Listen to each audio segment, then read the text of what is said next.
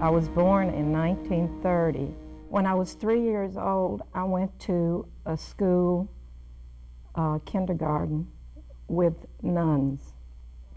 Shortly thereafter, I was not allowed to go to school anymore. I was not allowed to play with children because I guess my mother was afraid that somebody would harm me. As early as 1934, 35, it was unbearable to be Jewish. One of the most vivid recollections is when my brother and I used to try to go to school. We would leave our home, and it was maybe 3 or 4 blocks from school. And many days we didn't make it to school because adult Nazis would run after us with butcher knives. So we would run back home. At night when we tried to sleep, my father had to board up the house because at night the Nazis would come and throw rocks in our windows. We could barely scrounge enough food for us to eat because people didn't want to sell to the Jews. People were sincerely, the ones that were not Nazis were afraid to have any dealings at all with the Jewish people. It was like overnight, everything changed for us. My dad had fought in the First World War for Germany. He couldn't understand how Germany could betray him like this. I lived through Kristallnacht. I was 8 years old. We had already gotten papers to come over to the USA. At that time, we were just a Jewish problem. The Jewish problem could still leave Germany. We were still able to get out of Germany. In 1938. Up until Kristallnacht. We were getting our things together. About 5 or 6 that evening, a Nazi came by. He was sent by the stormtroopers to turn off electricity. He told my parents and I, my whole family, he told them that tonight we're getting rid of the Jewish problem. We decided we had to take off and run. My mother, my father, my brother, and I, we ran through the woods. This is in November, and Europe at that time was pretty cold already in November. We took whatever we had on our backs, and we ran through the woods for several days. We would feel like we heard people running after us. We were hungry. We decided, well, maybe whatever had transpired was over with. We got back to our home. We see debris all over the place.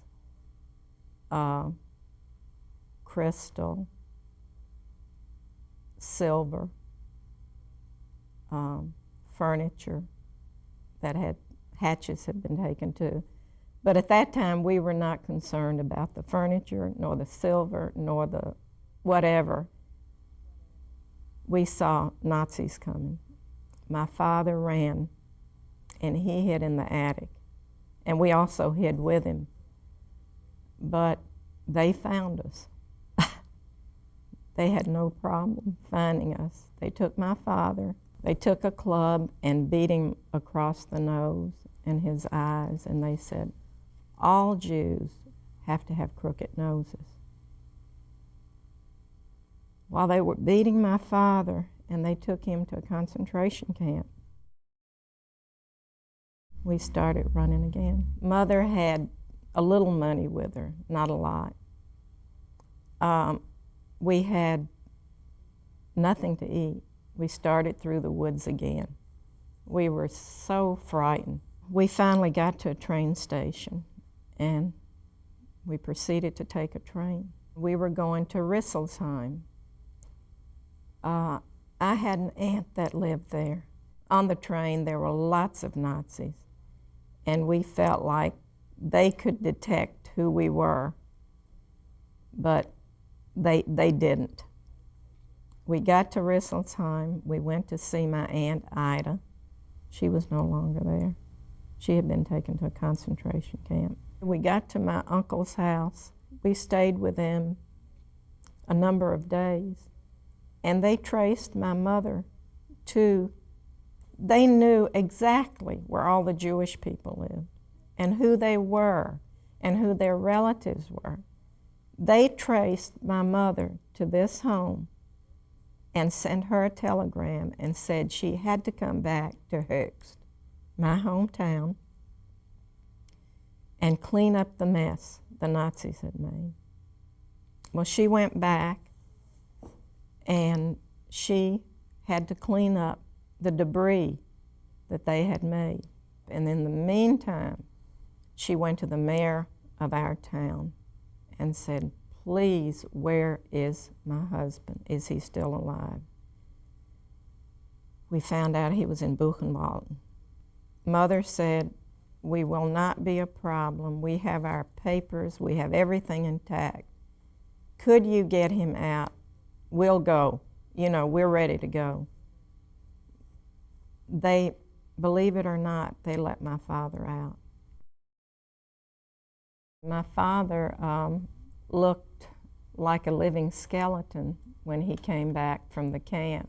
This was November, December. We left the end of January. He was there like, I'd say, a couple of months. He told us that they had one thing to eat a day, and it was just water with some things. We really could only leave with the things on our back. I think the happiest day of our lives were when we left Germany. We came to the States in January of '39.